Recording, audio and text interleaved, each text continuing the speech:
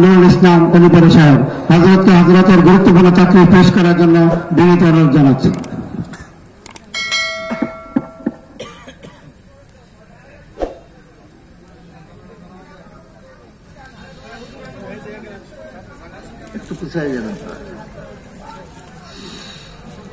আলহামদুলিল্লাহি নাহমাদুহু ওয়া নাস্তাঈনুহু ওয়া নাস্তাগফিরুহু ওয়া নু'মিনু বিহি ওয়া নাতাওয়াক্কালু আলাইহি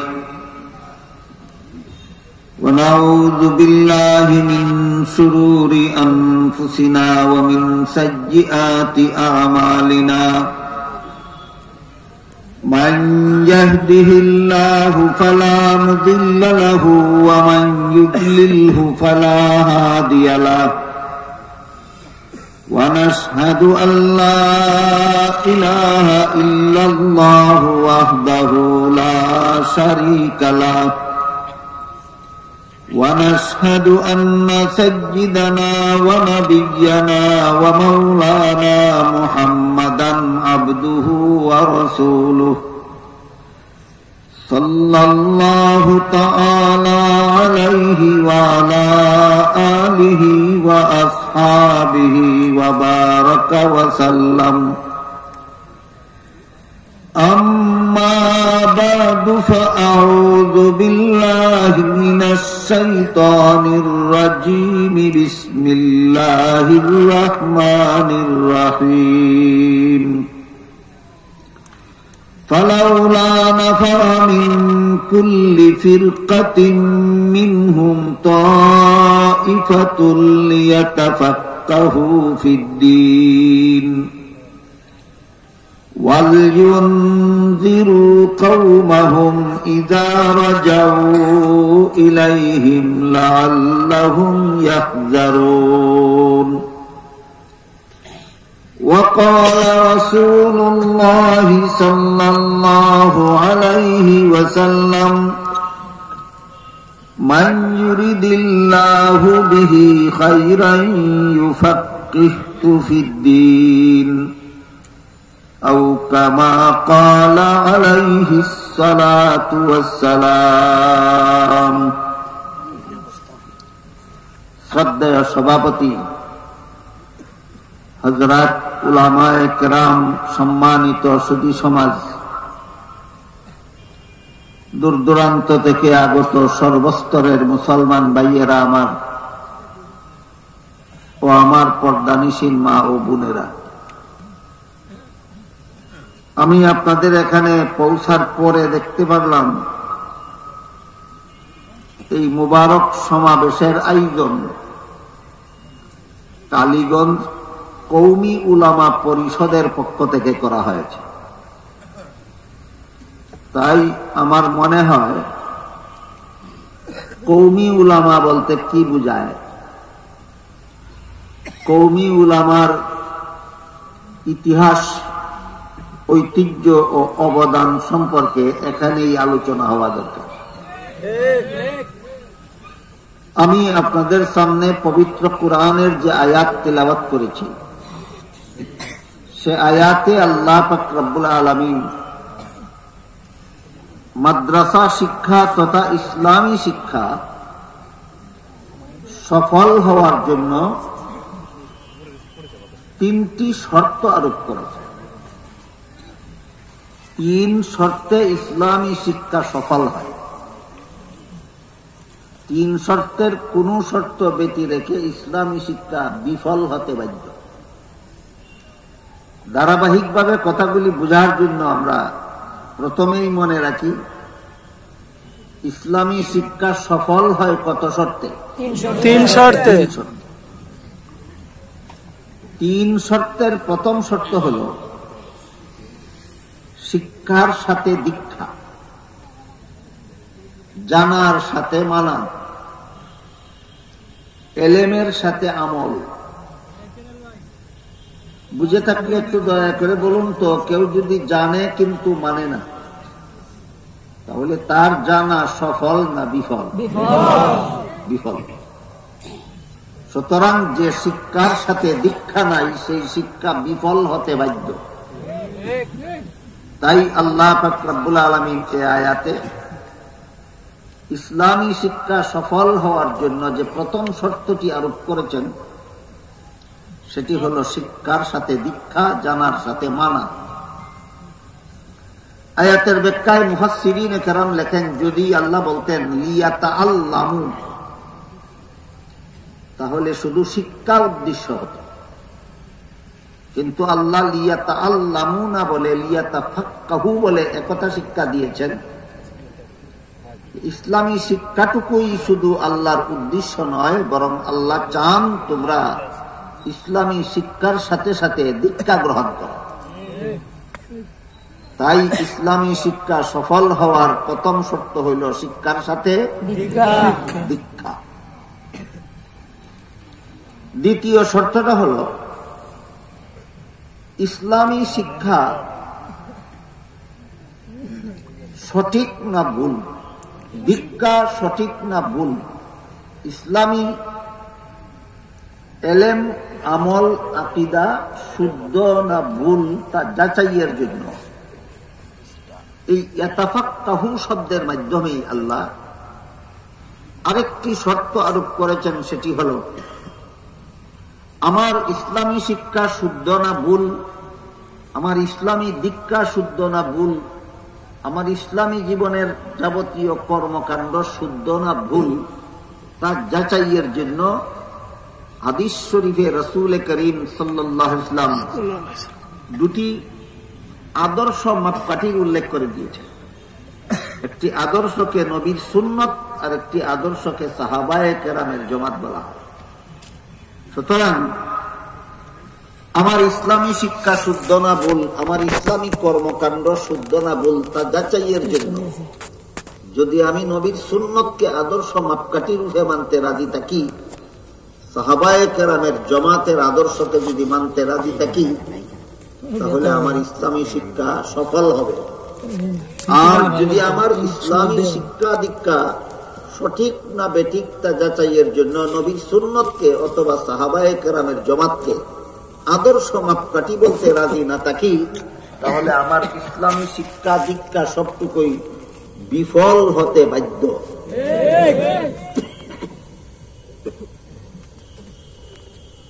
যেমন ধরুন, আল্লাহ পাক রব্বুল আলামিন কুরআনের বিভিন্ন আয়াতে বলেছেন, রাসূল করিম সাল্লাল্লাহু আলাইহি ওয়াসাল্লাম হাদিস শরীফে বলেছেন, আল্লাহ আদম আলাইহিস সালামকে জান্নাতে দিয়ে তার বিবি হাওয়াকে সেখানে সৃষ্টি করে তাদের উভয়কে বলেছিলেন, তোমরা জান্নাতের যেখানে ইচ্ছা বিচরণ করো, সব রকমের ফলমূল খাও, কিন্তু একটি গাছের ফল খেতে তাদেরকে নিষেধ করে দিয়েছে। ঘটনা যদি আপনারা জীবনে আরো কখনো শুনে থাকেন, তাহলে একটু দয়া করে বলুন তো, আদম কি আল্লাহর সেই নিষেধ রক্ষা করতে পেরেছিলেন, না ইবলিসের দুকায় পরে লঙ্ঘন করে ফেলেছিলেন? লঙ্ঘন করে ফেলেছিলেন। এইটুকু ঘটনা কোরআনের বিভিন্ন আয়াতে বর্ণিত আছে, রাসূলের বিভিন্ন হাদিসে বর্ণিত আছে। কিন্তু এই লঙ্ঘন করার কারণে তিনি গুনাহগার হয়েছিলেন কিনা, এই জবাব আপনারা দেবেন না, জবাব আমি দেব। এই লঙ্ঘন করার কারণে তিনি গুনাহগার হয়েছিলেন কিনা, এই প্রশ্নের সঠিক জবাব বেঠিক জবাব নির্ভর করে আমার ইসলামী শিক্ষার জন্য নবীর সুন্নতকে আদর্শ মাপকাঠি হিসাবে গ্রহণ করি কিনা, সাহাবায়ে কেরামের জমাতকে আদর্শ মাপকাঠি হিসাবে গ্রহণ করি কিনা, সেটার উপর নির্ভর করে। কেউ যদি সুন্নতে রাসূল আর জমাতে সাহাবাকে আদর্শ মাপকাঠি মানে না, তখন সে নিজের থেকেই সিদ্ধান্ত নিয়ে ফেলবে যে আদমের নিষিদ্ধ গাছের ফল খাওয়া গুনাহ ছিল। সিদ্ধান্তটা সঠিক না নিজের থেকে? নিজের থেকে যে সিদ্ধান্ত নিল আদমের নিষিদ্ধ গাছের ফল খাওয়া গুনাহ ছিল, এটা ভুল সিদ্ধান্ত। কি সিদ্ধান্ত? ভুল সিদ্ধান্ত। এখানে আপনাদের মনে প্রশ্ন জাগতে পারে যে আল্লাহর আদেশ নিষেধ লঙ্ঘন করার নামই তো গুনাহ। আল্লাহর আদেশ নিষেধ লঙ্ঘন করলেই তো গুনাহ হয়। আদম আল্লাহর নিষেধ লঙ্ঘন করলেন, তাহলে গুনাহ হলো না কিভাবে? এই প্রশ্নের জবাব বিফল ইসলামী শিক্ষার দ্বারা এই প্রশ্নের সমাধান হবে না, সফল ইসলামী শিক্ষার দ্বারা এই প্রশ্নের সমাধান হবে। আল্লাহ পাক রব্বুল আলামিন পবিত্র কোরআনের অন্য আয়াতে খুব সংক্ষেপে বলছি, আল্লাহ বলেন লা ইয়ানালু আহদিজ জালিমিন। এর মর্মার্থ হলো কোন গুনাহগারকে আমি নবী বানাই না, আর যাকে আমি নবী বানাই তিনি গুনাহ করেন না। খুব পরিষ্কার কথা, যে গুনাহ করে আল্লাহ তাকে নবী বানান না, আর আল্লাহ যাদেরকে নবী বানান তারা কোনোদিন গুনাহ করেন না। এটা একটা মূলনীতি সমস্ত নবী রসুলগণের বেলায়। এটা একটা মূলনীতি সমস্ত নবী রসুলগণের বেলায়। এখন যদি কোন একজন নবীর বেলায় এমন কোন ঘটনা পাওয়া যায় যে ঘটনার বাহ্যিক অবস্থায় বোঝা যায় যে এতে তিনি গুনাহ করে ফেলেছেন, তাহলে এই বাহ্যিক অবস্থার উপর সিদ্ধান্ত নিলে আল্লাহর নির্ধারিত মূলনীতি লঙ্ঘন হয়ে যায়। আল্লাহর নির্ধারিত মূলনীতি লঙ্ঘন হয়ে যায়।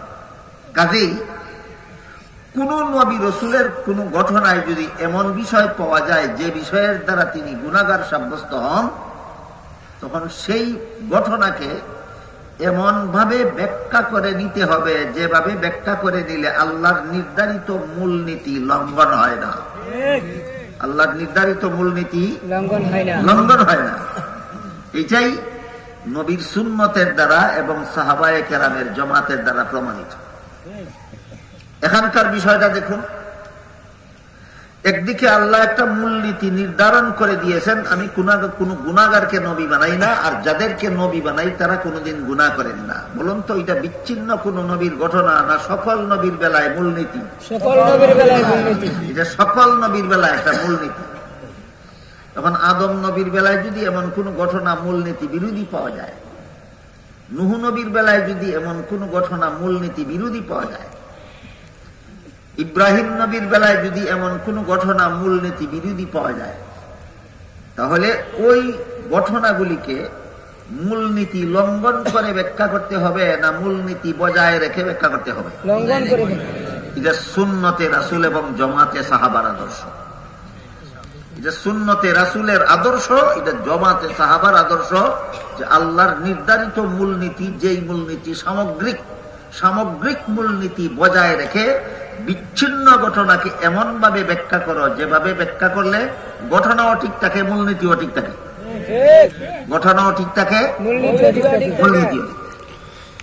আমাদের আলোচ্য ঘটনার এমন বিভিন্ন ঘটনা আছে, বিভিন্ন ব্যাখ্যা আছে। এমন একটা ব্যাখ্যা আপনাদের শুনে, মানুষের কোন কাজের সাথে সওয়াবের সম্পর্ক অথবা গুনার সম্পর্ক হয় দুনিয়ার জীবনে। জান্নাতি জীবনের কোন কাজের সাথে সওয়াবেরও কোনো সম্পর্ক নাই, গুনার কোনো সম্পর্ক নাই।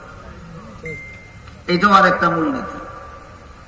মানুষের কোন কাজের দ্বারা সওয়াব হয় অথবা কোন কাজের দ্বারা গুনাহ হয়, বলুন জান্নাতি জীবনে না দুনিয়ার জীবনে? আদম আল্লাহর নিষেধ লঙ্ঘন করে নিষিদ্ধ গাছের ফল খেয়েছিলেন দুনিয়ার জীবনে না জান্নাতি জীবনে? এই ঘটনার সাথে সওয়াবেরও কোনো সম্পর্ক নাই, গুনারও কোনো সম্পর্ক নাই।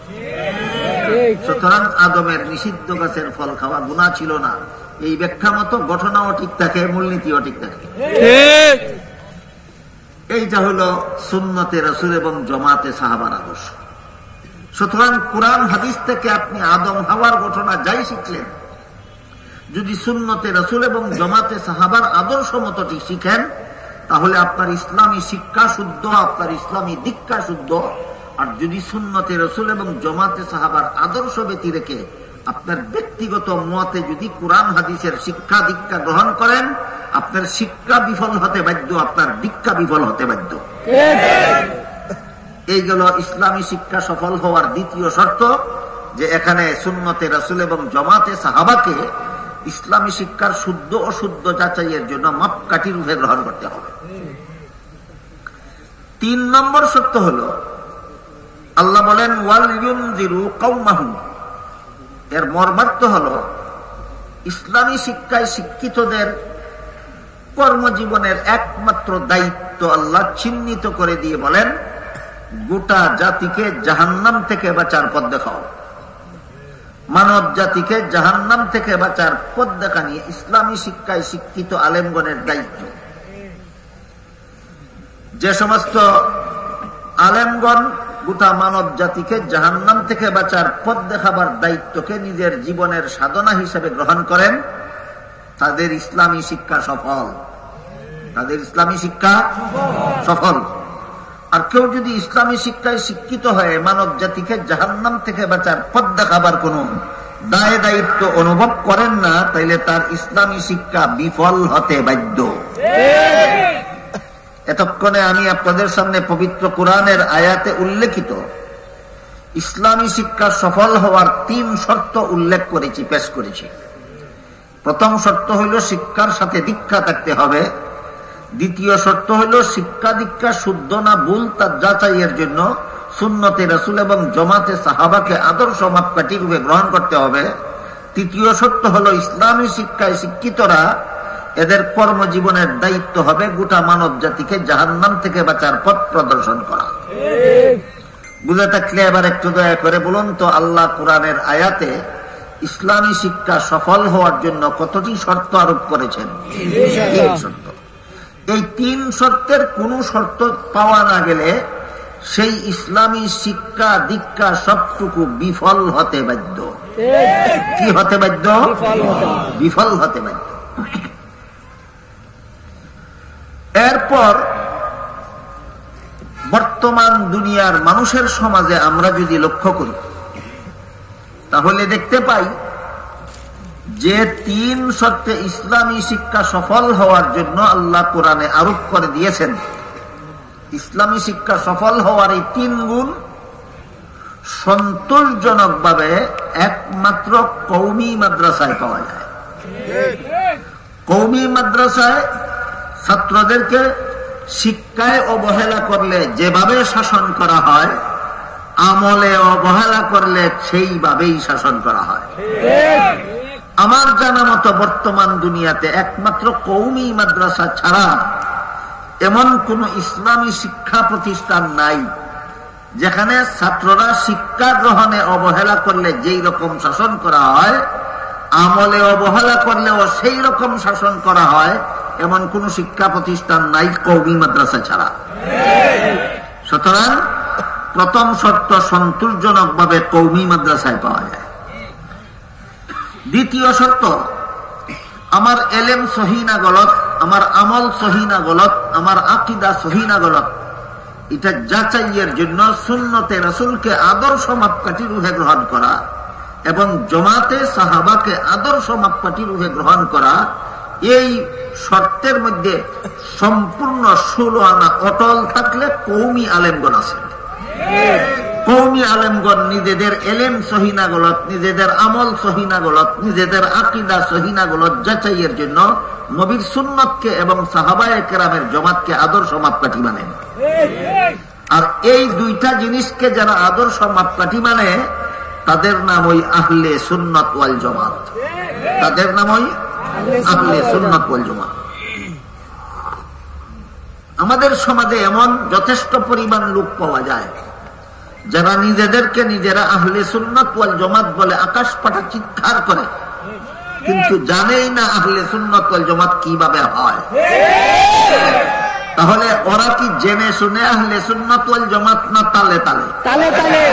তালে তালে আহলে সুন্নাত ওয়াল জামাত সত্যিকারের আহলে সুন্নাত ওয়াল জামাত নয়। জেনে শুনে আহলে সুন্নাত ওয়াল জামাত যারা, তারা সত্যিকারের আহলে সুন্নাত ওয়াল জামাত।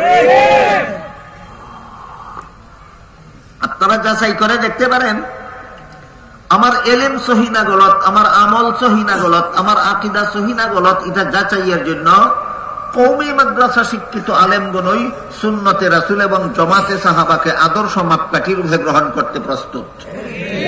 সুতরাং দ্বিতীয় শর্তটাও সন্তোষজনকভাবে কওমি শিক্ষার মধ্যে বিদ্যমান। তৃতীয় শর্ত, মানব জাতিকে জাহান্নাম থেকে বাঁচার পথ প্রদর্শনকারী আলেম তৈরি হওয়া। এর জ্বলন্ত প্রমাণ কওমি আলেম। কওমি আলেমগণ না কোনো সরকারি চাকুরির লোভে লেখাপড়া করেন, না কোনো দুনিয়াবি কোনো পেশার লোভে লেখাপড়া করেন, না কোনো ধন সম্পদের লোভে লেখাপড়া করেন। কওমি আলেমগণ আলেম হওয়ার আগে ছাত্র জীবনে কওমি মাদ্রাসায় এজন্যই লেখাপড়া করেন যে আমি গোটা মানব জাতিকে জাহান্নাম থেকে বাঁচার পথ প্রদর্শন করব। কাজেই তৃতীয় শর্তটাও সন্তোষজনক ভাবে কওমি মাদ্রাসায় পাওয়া যায়। যে তিন শর্ত ইসলামী শিক্ষা সফল হওয়ার জন্য আল্লাহ কোরআনে আরোপ করেছেন, ইসলামী শিক্ষার সফল হওয়ার জন্য এই তিন শর্ত সন্তোষজনক ভাবে কওমি মাদ্রাসায় পাওয়া যায়। আমি একথা বলছি না যে আর কোন মাদ্রাসায় পাওয়া যায় না, পাওয়া যায়, উল্লেখযোগ্য পরিমাণ নয়, সন্তোষজনক নয়। একমাত্র কওমি মাদ্রাসায় এই তিন গুণ উল্লেখযোগ্য পরিমাণে পাওয়া যায়, সন্তোষজনক ভাবে পাওয়া যায়। এখন আমি আপনাদের সামনে তুলে ধরতে চাই যে ইসলামী শিক্ষা সফল হওয়ার যে তিন গুণ আল্লাহ কোরআনে উল্লেখ করে দিয়েছেন, সেই তিন গুণ কওমি মাদ্রাসায় সন্তোষজনক ভাবে পাওয়া যায় কেন? এই প্রশ্নের অতি সংক্ষিপ্ত জবাব, কওমি মাদ্রাসা হলো মুহাম্মদুর রাসূলুল্লাহর প্রতিষ্ঠিত মাদ্রাসা। কওমি মাদ্রাসা হলো মুহাম্মদুর রাসূলুল্লাহর প্রতিষ্ঠিত মাদ্রাসা।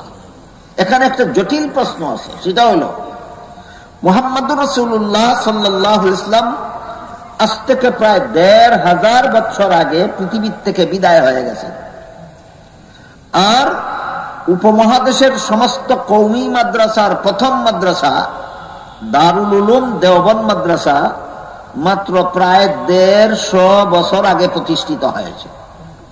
যে নবী ১৫০০ বছর আগে দুনিয়ার থেকে বিদায় হয়ে গেলেন, তিনি ১৫০ বছর আগে আবার দুনিয়াতে আসলেন কিভাবে কওমি মাদ্রাসা প্রতিষ্ঠার জন্য? প্রশ্নটা কি আমি আপনাদের বুঝাতে পারলাম? এই প্রশ্নের জবাব বুঝা না বুঝা নির্ভর করে উপমহাদেশের ৩ প্রকার মাদ্রাসা শিক্ষার ইতিহাস জানা না জানার উপর।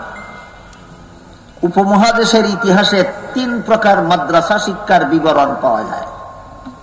এই ৩ প্রকার মাদ্রাসা শিক্ষার ইতিহাস সম্পর্কে মোটামুটি যখন আমরা ধারণা লাভ করতে পারবো, তখন পরিষ্কার ভাবে বুঝতে পারবো যে মুহাম্মদুর রাসূলুল্লাহ কওমি মাদ্রাসার প্রতিষ্ঠাতা কিভাবে হলেন। কাজে আমি আগে সংক্ষেপে আমাদের উপমহাদেশের ৩ প্রকার মাদ্রাসা শিক্ষার অতি সংক্ষিপ্ত ইতিহাস তুলে ধরতে চাই। আমরা বাংলাদেশের স্বাধীনতা লাভ করেছি ১৯৭১ সালে। ১৯৭১ সালে বাংলাদেশটা বাংলাদেশ ছিল না, এটা পূর্ব পাকিস্তান ছিল, আর একটা ছিল পশ্চিম পাকিস্তান।